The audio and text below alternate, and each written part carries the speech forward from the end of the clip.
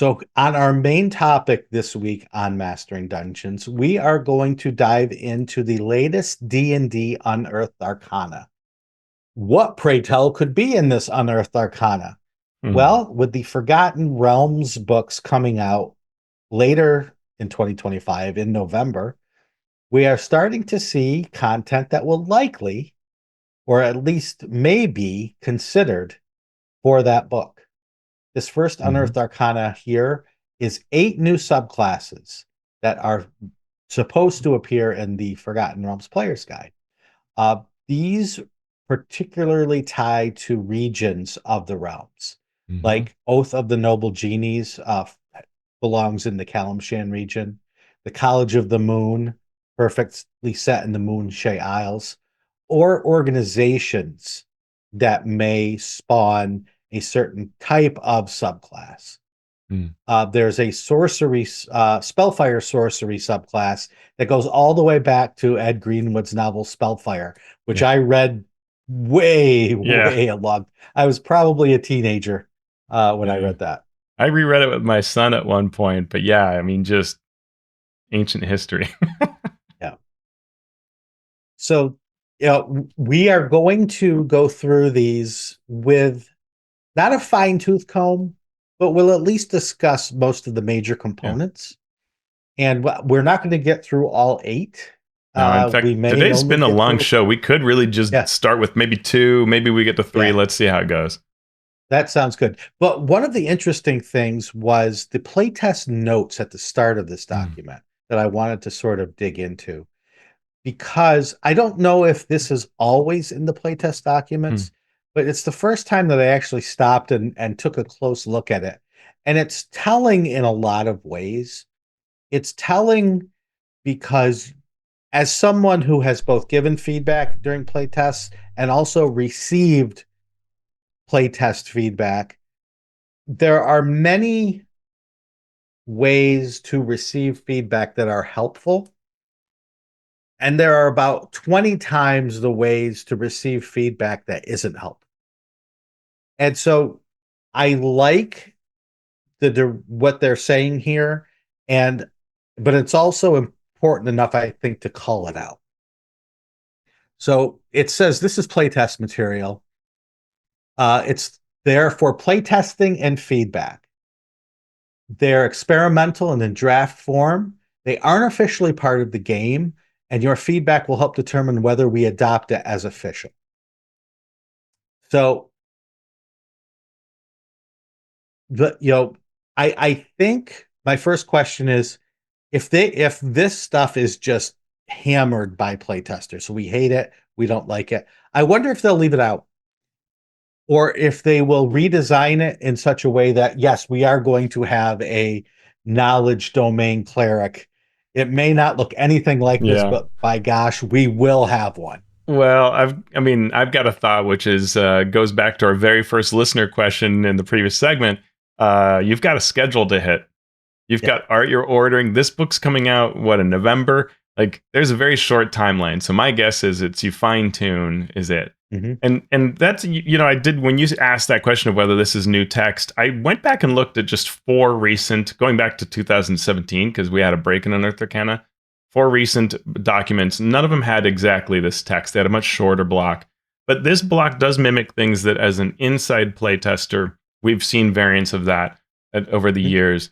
Um, One thing that I will say that disappoints me, and I heard somebody else say this. I forget exactly who it was. So I'm not going to try to recall, but one thing that disappoints me about their approach to playtesting is there's a lot of here's what it is, tell us what you think, and very few actual questions. And that's something that I think they should do, right? Where if they told us, do you like this feature better than the 2014 version, or would you like feature A or feature B? I think Hmm. they would learn a lot from that process. It's something that D&D Next did a lot. So maybe it was Mike Merles who was talking about this, but D&D Next really went out and said, here is an option and here's another option. Here's how skills could work, or here's how skills could work. Tell us what you think about that. And it Yeah. feels like the team's never asking us design questions. They're kind of just hoping we'll give it a 5. You know what I mean? Yeah. Yeah. Yep. And I or think that flag the comes one thing down, we are uncertain right. about, right? Like, And I think that comes down to time, as you say, yeah. right?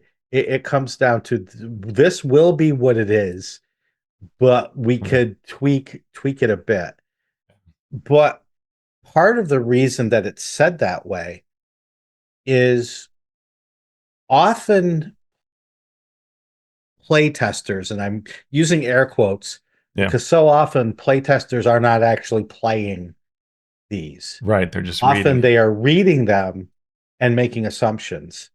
And it's in the play that the real value lies. Yes. It can totally be true that you could read something and say that will never work. Hmm. Absolutely. But it's also true that someone could read it and say that will never work when it actually does, Right. or say, oh, that looks great, and then it doesn't. Yeah. And so, yes, there should, in a perfect world, there would be a 3-year run up where we do get which of these two works best at your table. Yeah. This works best because it's simpler, says one playtester. This works better because it gives the player lots of complicated choices that they Yeah. love, says another playtester. And you you start to see preferences, you start to see more than just how is this one line of a game. You start to Yeah. see the preferences that can then move forward to dictate your design, to lead your design.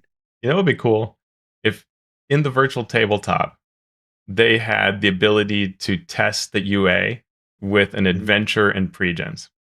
Yeah, You know, that'd be really cool, right? You could just say, "Here's right. run this," right? And because that's another thing I really liked about D&D Next is that they would say, "Here's this, gnome Mhm. Underdark adventure, and here are these new rules we're testing." And then they would ask those questions, and the surveys would say, "How did you like the skill system or whatever?" But you really were playing. I mean, I played most of those, if not all of the D&D Next playtest package. So let's say a good number of them, because they came with these adventures that you could run through it and see how you felt about it.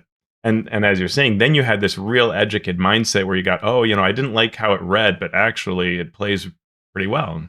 Yeah. Mhm. Yeah.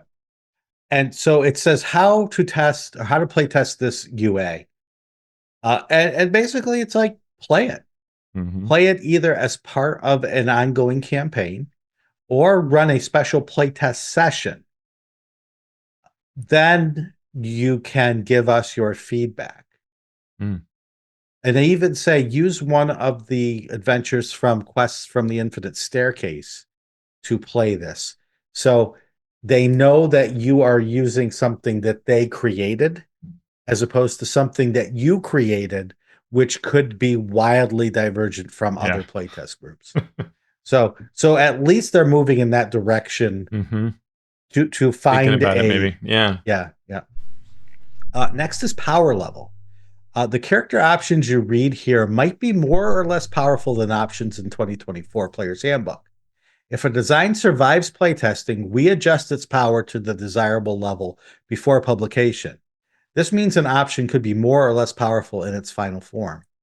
What they're saying here is don't tell me, well, this subclass at level 6 does 2d8 damage, well, this other playtest or this at level 6 does 3d8 damage. So it's bad.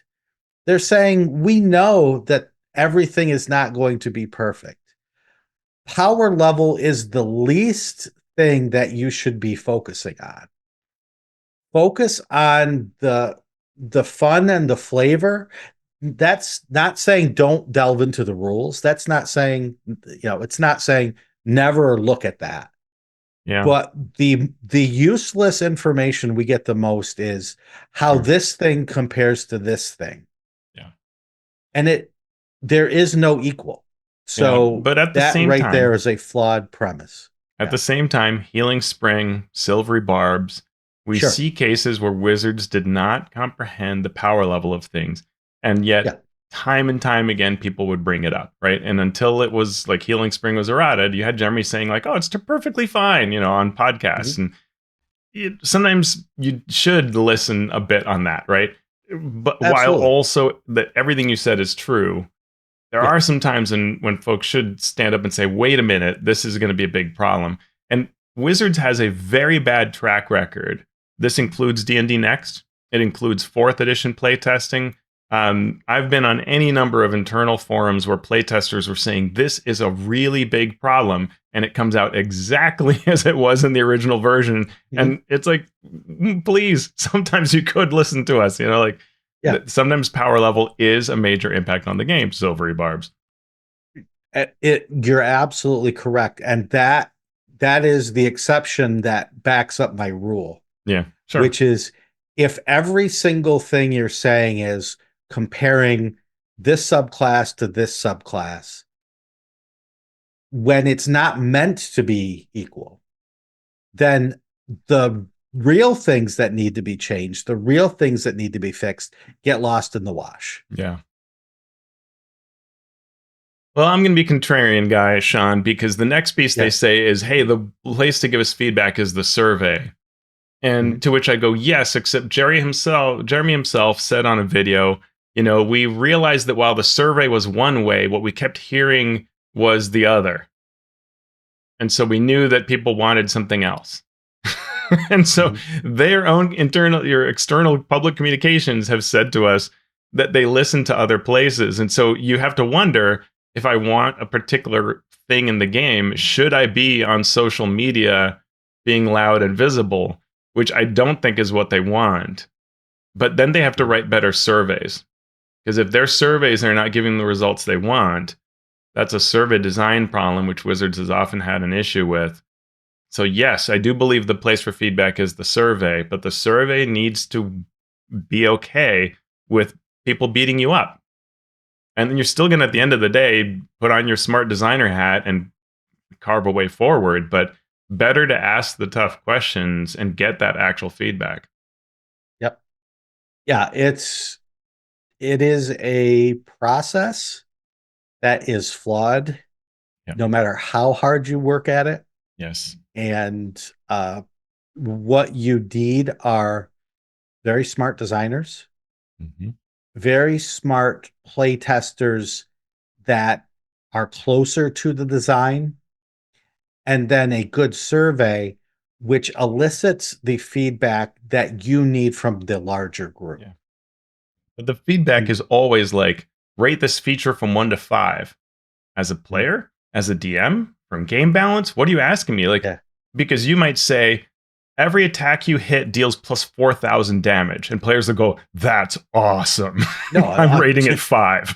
you're preaching to the choir here. Believe me. Like we need to, and the main way for feedback is this thing. Well, okay, you're gonna get. All right, Yep. I'm done. I'm stopping contrarian. Let's talk about these subclasses, Shawn. Okay, let's jump in. So what we have are new subclasses as well as updates to existing subclasses in this document. Mm-hmm. So we go alphabetically. We have the Bard College of the Moon. We have the Paladin or Cleric's Knowledge Domain.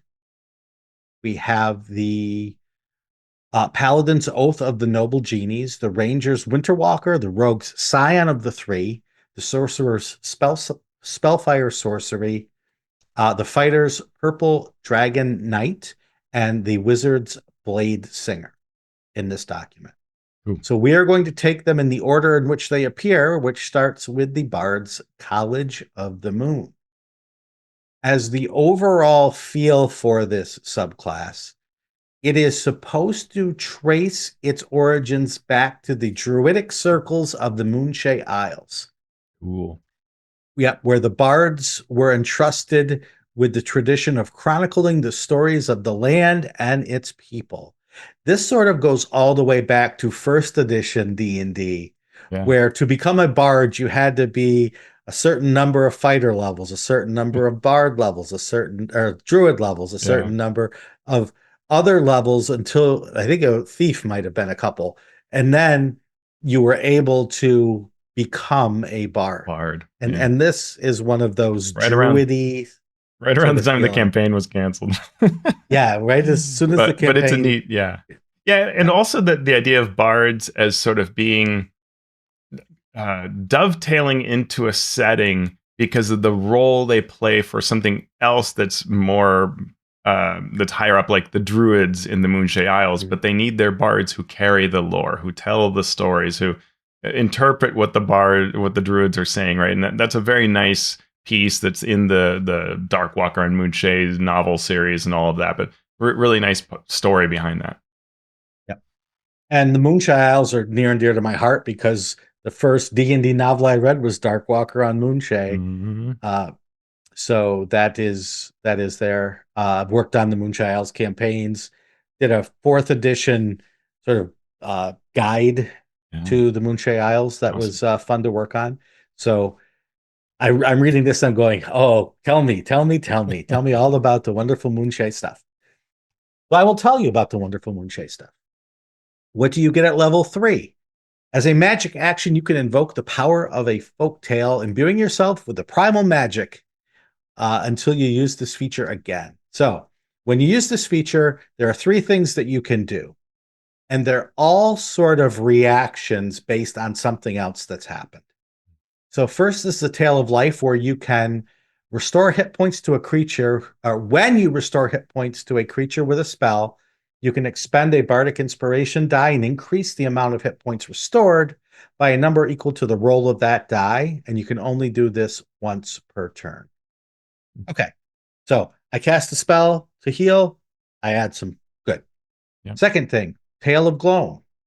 When you use a bonus action to give a creature a bardic inspiration die, you can take the disengage or hide action as part of that bonus action. So, Mm-hmm. okay, I'm giving you a bardic inspiration die. I can do this thing. Yep. And Cool. finally, Tale of Mirth. When an enemy you can see within 60 feet of yourself succeeds on a saving throw, you take a reaction to expend a bardic inspiration die. The creature must then roll the die and subtract that number from the saving throw, possibly causing it to fail. So again, something else happens. I can do this thing. Thoughts? I'm always a little tentative around these sort of like upfront make this choice of what form you're in.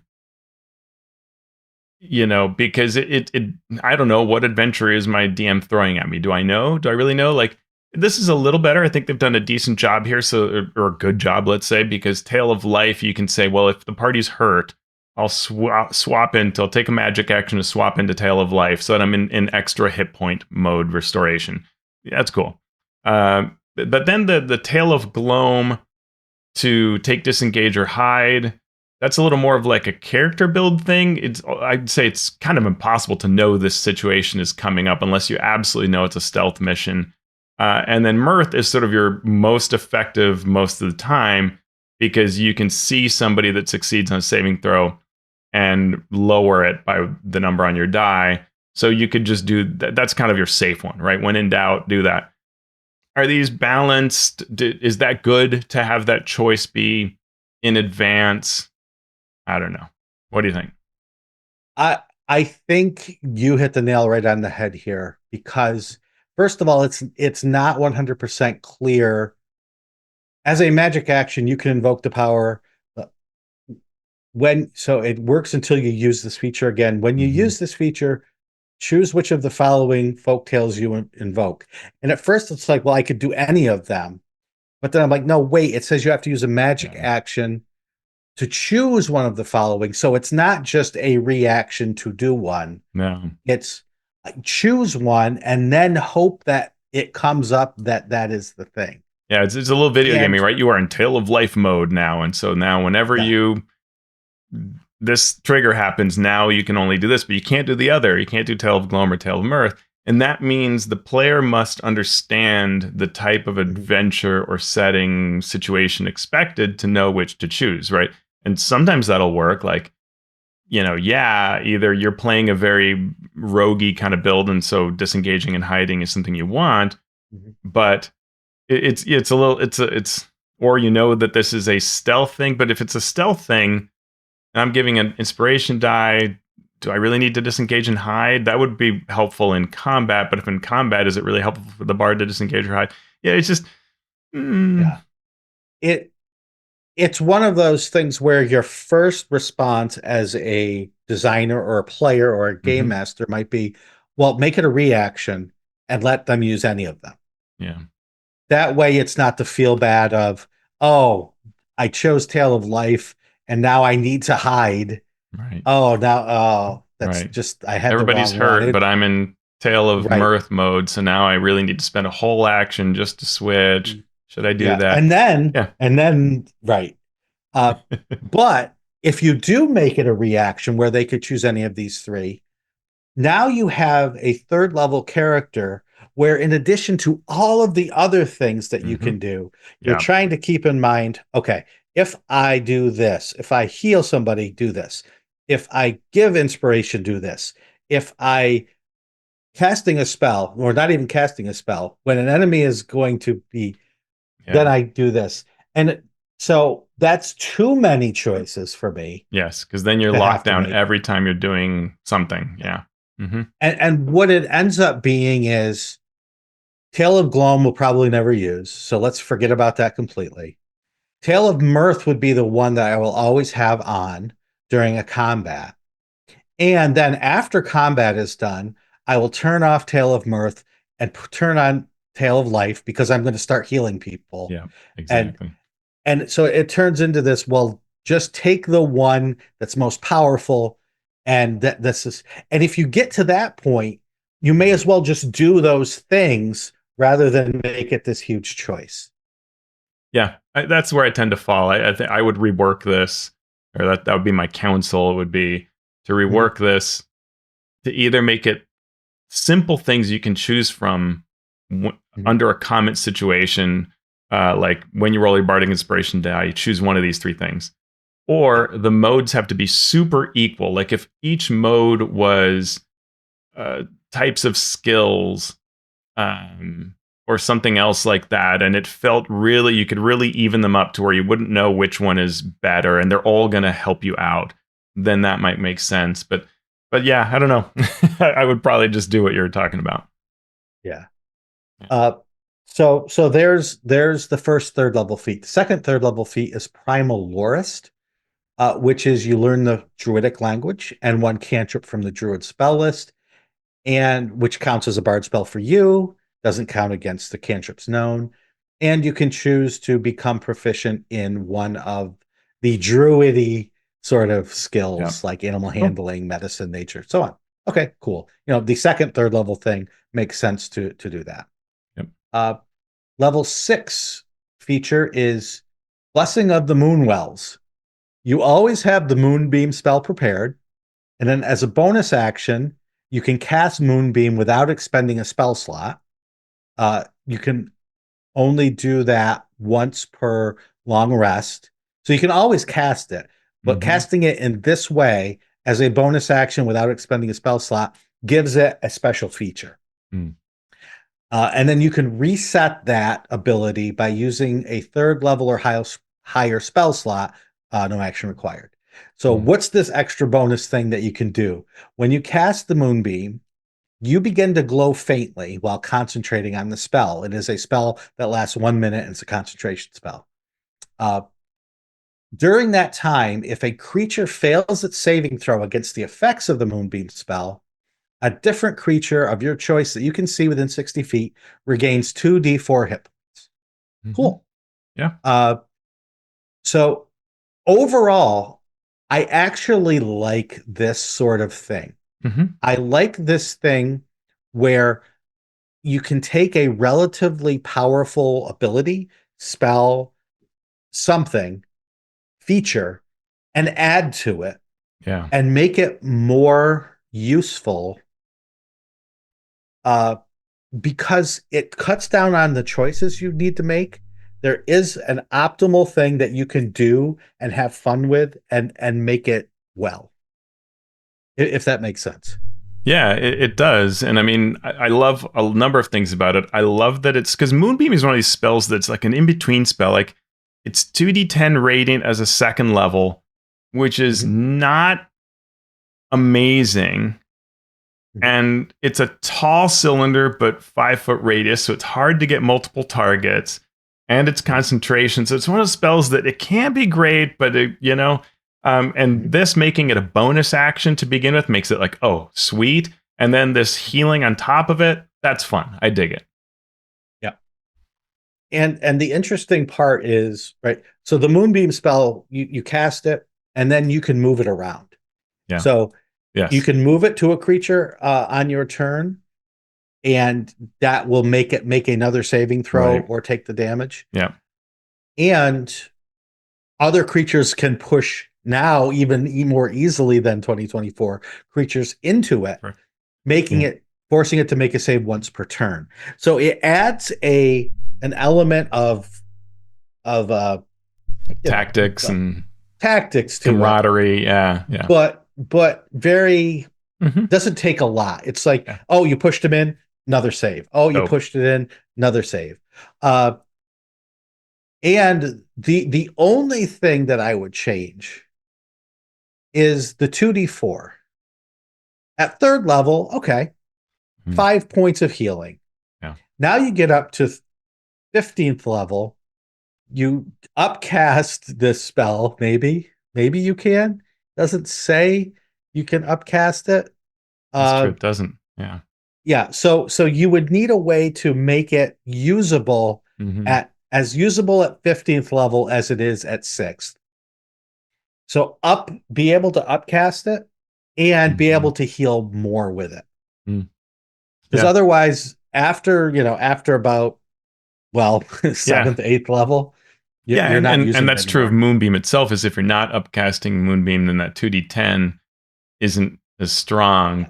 but could be worth it with this. Yeah, some way to. The problem is, of course, that the default one is not going to be upcast, and so it's where you're going to spend a spell slot. They do let you spend a higher spell slot. It'd be cool if spending the higher spell slot also upcast the Moonbeam and maybe increase the healing by another d4, and that would be really cool. Yeah. Yeah.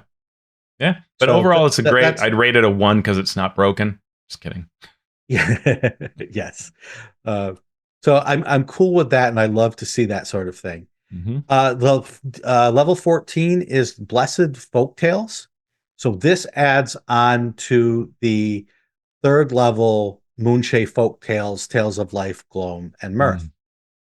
What does it add? For the middle, or for the two light Tales of Life and Tales of Mirth, instead of expending your die, you can just roll a d6 and use that number instead of expending your Mm. Bardic Inspiration die. So you are saving Okay. that die, That's great. essentially. Hmm. And for Gloam, in addition to being able to, as part of that bonus action, hide, or was it disengage? Yeah, Uh, disengage or hide. Yeah. you can teleport yourself up to 30 feet as part of that bonus action. So it gives a little more oomph Yeah. to that. Yeah. And Mm. I'm I'm cool with that. I actually like those things that, rather than giving you more choices, just make the one thing that you can do, or the couple things you can do, make them cooler or more useful. Yeah. I mean, I wonder if actually that could be something. If this almost could be what you could do for the earlier level of something like, if one of them was a chance that would, roll a die when you do Bardic Inspiration and maybe you don't expend it. Or when you use Bardic Inspiration, you can teleport 10 feet and then later it becomes 30 feet or something like that that's a little more reliable and more helpful more of the time, right? That it's not so scenario dependent. That could be really neat. I don't know. Yeah, interesting. Yeah. But I like what they're going with here, generally. Like the teleport 30 feet would be really sweet. That makes it a lot more applicable. It's almost like at this point it became really useful, but now it's level 14 and we're, mostly done with our careers or way past where careers often end, statistically Yeah. speaking. Hmm. Yeah. I mean, unfortunately, you still have to design, Yes, you even do. if no one will ever would Play ever it. use Yeah. it. Okay, so that was the Bard College of the Moon, and Teos is going to be your knowledgeable guide All on the right. knowledge domain cleric subclass. Yeah, I'll break open my notes here. The cleric knowledge domain. When I saw the name, I was like, wait, that sounds familiar. And then I didn't even see the sidebar. I went and looked in the player's handbook 2014. Sure enough, it's there. And then I came back and there's a sidebar telling you what's changed. But it has a similar focus as one would expect to the knowledge domain in 2014. So this is one of those things where we did hear folks say like, hey, we're only going to have X subclasses per class in 2024, but you may see them show up again. Well, here we are. And the focus is similar. It's a bit stronger. So level 3 before you got 2 skills from a list and you got 2 languages. Now you get 2 tools instead of 2 languages. So very similar. There used to be something that when you could for 10 minutes gain a skill or tool that you had proficiency in. Now instead, as a magic action, you can expend 1 use of your channel divinity to manifest your magical knowledge. Choose a spell from the knowledge domain spells table that you've prepared. As part of that action, you can cast that spell without expending a spell slot or needing material components. That's cool, except now you've got to look up all the knowledge domain spells. I guess there aren't that many, but yeah, so because it's the one in the subclass, so that's fine. Yeah, I guess that's reasonable. It's a reasonably short list. I guess so. Like at 3rd level, it's command, comprehend languages, detect magic, detect thoughts, identify, and mind spike. So you could choose one of those and cast it with your channel divinity. Okay, what do you think? I think that past about 3rd level, adventures as they are designed both by game masters and by game designers are done in such a way that you rarely run out of spell slots. True. So saving a spell slot doesn't do a heck of a lot for me. When you probably have some channel divinity, some other way to use your channel divinity that might be better. So I would rather see it like we had with Moonbeam, where you can cast it without a thing and blank. And something cool happens. Yeah. Right. Yeah. Yeah, that would be neat. No, you're right. It is amazing how hard it is for casters to run out of spell slots in 5th edition. The level 6 ability is to have telepathy in a 60-foot distance, and something kind of cool, you can contact a number of creatures equal to your wisdom modifier. So it's sort of a miniature Rary's telepathic bond. And if your total for an intelligence check is lower than your wisdom score, you can use that score in place of the total. So your wisdom score so it's sort of like your wisdom is covering your intelligence weakness. So make that your dump stack. Okay. This replaces the older ability to read thoughts. And then at the end of that, you could sort of end read thoughts to do suggestion. So it's sort of like a multi-stage suggestion spell without expending a slot. I like the Rary's telepathic bond kind of. I always think that's a really neat ability to have. What do you think, Shawn? I am of 2 minds about these things that let you communicate telepathically, especially with other characters, because unless you make it an important part of your game that you can't communicate, players can just talk to each other. And often they do, and it becomes sort of a tedious job as a DM to say, well, you don't know that, or you don't know what he was doing on the other side of that wall. So you can't run around the corner to save him, her, them, because you didn't know what was going on. It becomes tedious to do that over and over and over again. And unless players police themselves, whether it's a home campaign or a pickup game or a convention game, it's something that's always in play. It's like the helm of self-telepathy, where you get to know what you're thinking. You just always know what you're thinking. One thing that's a problem is 60 feet, to me, is a very short range. Mhm. That's what's nice about raised telepathic bound is you can stop worrying about the distance. 60 feet is to me way too short. I mean, I'd rather this be something like at least 120, but something big, right? Cover the immediate, the being in a building, being in a sector of a dungeon, like that should be covered. Otherwise, what's the point? We'll always stick together. And one of the nice things I like about telepathy, two things. One is it can help you spread out and do things and stay in touch and experience things. So you can run it all without having to say, you guys don't know that, right? So I love that a lot. And then the other thing is it doubles as a comprehend language, tongues kind of thing, Mhm. because you now Sure. can, no one understands what the blah, blah, blah is saying. Hold on, let me use unfettered Right. mind. Now we Mhm. can all talk to it, right? And that's really cool too. Or a number of us can speak to it, and that's really Very true. useful. So I Mhm. think it can do a lot here that's neat. Yeah, I don't know. I, Yeah. I The would tend to think, because this is a knowledge domain, I liked what they were trying to do with the read thoughts and suggestion. And Mhm. I always wish that D&D felt a little more comfortable doing things like saying, like, you can ask the DM for a clue, about this. But I think just the game doesn't trust that this Yeah. will be used well. But it's what Right. I wish were kind of here. Yeah. I want to switch over to this.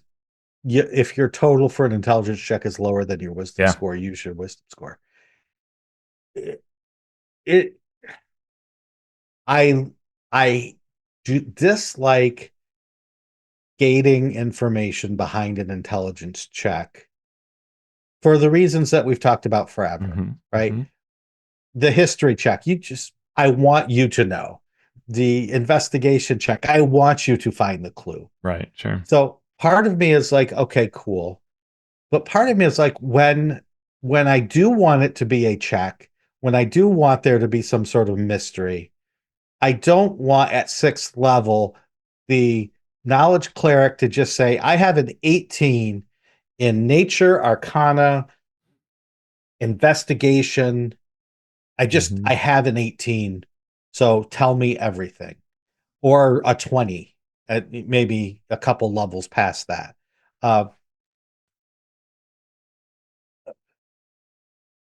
Yeah.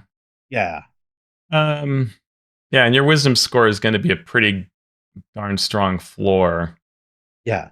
Um, I wonder if would the how would it work if you had something a little more like, if you make a check to gain some knowledge and you fail, once per day, you can turn it into a success.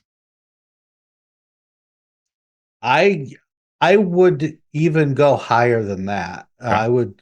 I would go proficiency bonus types because like I said, Mm. I want them to Yeah. be able Yeah. to do that. I want them to find the things. I want them to know the things. Hmm. But I can also, like I said, I can also envision that I want this to be tough. I want this to, there's a huge clue here that if they get, it sort of bypasses Yeah, things. yeah. And so then you want it to be really rare and exceptional. But then that's the rare and Right. exceptional thing, is that they're saying, I can do this. But that's where I do have a problem with the always on nature of this. Like the idea that your Right. intelligence check is always an 18, for example. That's, Mhm. yeah, kind of like, now it never matters what the intelligence check is. They'll probably make it unless it's such a high check. Right. Um Because then what you get is oh, we're traveling through the forest and I'm going to study everything. So no, I'm not perceiving, right? sure. I'm not searching. I am studying. So let me roll my intelligence check. Uh, yeah. Yeah, I'll make an investigation check always for the entire party, because we know we're Right. getting an Right. 18, and then the rogue Yeah. can roll on top of that or whatever. But we'll just Yeah. always have this. Yeah, yeah. I don't love the always this way. I'd rather it be kind of clutch situational stuff, Mhm. Yep. and maybe focused on specifically trying to learn things, or you Yeah. know. Um, or maybe just step even away from intelligence and just say that when you're trying to get information from a person read a person, these kinds of situations where that feels like knowledge that you could choose, you could succeed. Mhm. I think that'd be cool. Oh, who knows? Yep. Level 17, if you get there, as a bonus action, this is called Divine Foreknowledge. As a bonus action, you magically expand your mind to the possibilities of the future, Shawn. Not the Oh future boy. Shawn, future Shawn. For one Future hour, you Shawn looks future looks Shawn's worse pretty than awesome. this. Yeah. Yeah. For 1 hour, you have advantage on D20 tests. Once you use this feature, you can't use it again until you finish a long rest, but you could burn a level 6 plus spell slot, and then you could get it back. So an hour worth of advantage on D20 tests. This replaces the ability to read objects or an area to see events in the past around them, which I actually like the creativity a lot as a DM of what that did. So, I want to know what this object, the past of this object, or who was in this room, and which can, of course, spoil the murder somewhat, but I mean, you had some DM interpretation in it. What do you think about divine foreknowledge? I'm fine with it. Clerics rolling d20s. I I yeah, okay, they have advantage. I'm good with that. At 17th level, if you don't have advantage on every roll anyway, you're probably doing something wrong. So, sure, take that advantage. Yeah. Mm-hmm. Yeah. It's not like there's the fun, flavorful, and effing balanced. And Mm-hmm. right, this is probably Yeah, and balanced as enough. a cleric, it's not a huge deal, and yeah. Right. Mm-hmm. I don't know if I mean it's fun to always roll with advantage, I Mm-hmm. guess. Flavorful, yeah, I could see it. Uh I just it's not one of those wow, oh Yeah, cool. I could right. it's like, okay, I Mm-hmm. for certain characters this is going to be great. For other characters, it's going to be Mm-hmm. oh, I didn't have advantage already from these 7 other things. Okay, I have advantage. Cool. Yeah. Go ahead. Well, what do you think? Should we stop there and I think that is a good place to shut this puppy down. Yeah. down with puppies, says So, Shawn. yes, no more puppies. But listeners, puppies are fine, but give me listeners any day. And we have some amazing listeners out there. Yes, I'm talking about all y'all out there lending us your ears. We do appreciate that. And if your ears want a little bit more in-depth experience, you can become a patron of the show. I don't know if you realize that, but we have a Patreon that you could support. And if you do, you can see Teos dancing with his minis, and True. you could do all sorts of wonderful things. I We only have do this people. on the show, Shawn. Only. That's right. Only that's right. As soon as the camera shuts down, I'm sure you are not doing that. Uh, we have some amazing supporters already. We have Master of Dungeon supporters that lend us a monthly small stipend, and we appreciate that. We have Master of Realms, and they get a shout out in our show notes and links to some of the projects that they work on. And Masters of the Multiverse, they get a shout out on the show, starting with Z. Walt Winfrey, Zach Types, Chris Webster, Javier Waziak, Jason Ward from Accidental Cyclops Games, Graham Ward, James Walton, Marcelo de Velasquez, the Valiant DM. We'll see you at Winter Fantasy. Joe Tyler, Tres, Jeremy Talaman from the D&D and TV podcast, Talos the Stormlord, Josh and Lee Wanika of the Tabletop Journeys podcast, Spark from Dunner Games, Tim Smith, Krishna Samosa, Andy Shockney, Chance Russo at Drago Russo, Runner Rick, Ozymandias Rex, Pugness, Vladimir Prunner from Croatia, Robert Pasley, Post Fiction RPG Audio, Frog Prince at Tentacles Squelching Wetly, Phil Work from the Philadelphia Area Gaming Expo, DT Norris of DT and Dragons, welcome, Tom Nelson of the Deck of Player Safety, Falcon Neal, Sean Molly, Mighty Zeus, John Mickey, Trey McLemore, Anna B. Meyer of Fantasy Cartography, Eric Mengi, The Mathemagician, Paul Mata, Chad Lench, Jim Klingler, aka DM Prime Mover, Brian King, JR of The Twilight Perspective, The Mighty Jerd, Mark and Mary's Gaming Compound, Hyperlexic, Sean Hurst, Ben Heisler and Paige Lightman, William Harshman of Runeforged Tabletop Gaming, Scott Fitzgerald Gray at Insane Angel Studios, James Fisher, Andy Edmonds at nerdronomicon.com, Will Doyle, Evan at Nimbleco, Evil John, Dead Inertia DM, thank you, Robo Ballon, welcome, Calvin Bridges Avalos, Merrick Blackman, Steve Bissonette, Dave Bastiansen, Craig Bailey, Lou Anders of Lazy Wolf Studios, Keith Ammon of The Monsters Know What They're Doing, and Agile Monk of Fantasy Companion Workshops. Thank you for helping us out and letting Teos dance with his minis. Again, if you would like to support us, you can go to patreon.com/masteringdnd. You can also leave us a review wherever you listen to your podcasts, or go to our YouTube channel, youtube.com/@masteringdungeons, and subscribe and like and comment and do all those things. Whew, Teos, what you got going on? Ooh, I've been doing all the videos. I did a silly unboxing revealing the deep, dark secrets, the truth behind the Monster Manual. I broke down the math of the Monster Manual. Then I had my big takeaways video just came out today, so you can find that all on my AlphaStream YouTube channel, or go to alphastream.org and find everything there. Shawn, what are you doing when you're writing all the books? Where do we find you and bug you? You find me now like once every 2 weeks at Shawn Merwin on social media. You can follow us on YouTube, as we said before. You can join our Patreon. You can email us at masteringdnd@gmail.com, or just shout really loud. And if you're going to be at Winter Fantasy, come say hi. Yeah. Ooh, so awesome. Yeah, we've done that, Teos. We've done it. We've gotten through another show. What are we going to do now? I'm going to go down and try to establish telepathy with my family. Yeah, for sure. For sure. That's not bad. I'm going to go find future Shawn and see if he's finished the work I need to do yet. Well, that's a win. Yeah.